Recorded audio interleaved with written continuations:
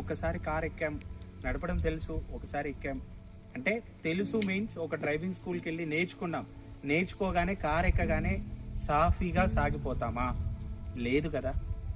ఎందుకు అంటే ఒకసారి కారు స్టార్ట్ చేసాము అంటే కొద్దిగా మూమెంట్ ఇస్తుంది, ఏదో ఒక గేరు మనం తప్పుగా వేస్తాం, ఆగిపోతాం.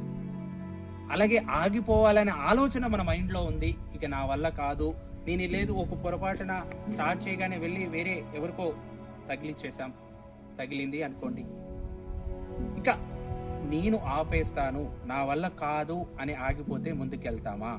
చెప్పండి మీరే. లేదు కదా.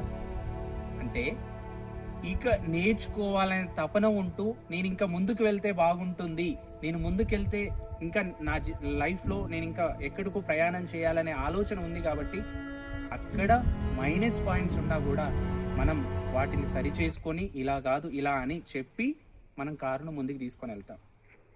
మరి మన లైఫ్లో ఎందుకు అలా ఆలోచించకూడదు?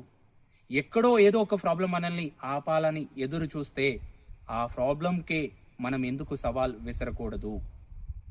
ఆ ప్రాబ్లమ్స్ ఎన్ని ఉన్నా కూడా ఆ ప్రాబ్లంకి సవాల్ విసరడానికి ఎంతమంది సిద్ధంగా ఉన్నారో, ఎంతమంది రెడీగా ఉన్నారో, లేకపోతే స్వీకరించడానికి ఎంతమంది సిద్ధంగా ఉన్నారో, లేకపోతే నా లైఫ్లో నేను ఏదైనా సాధించడానికి ఇది ఒక అవకాశంగా ఉపయోగించడానికి ఎంతమంది సిద్ధంగా ఉన్నారో ఒక్కసారి మీ కామెంట్లో చూడాలనే ఒక కోరిక నాకుంది.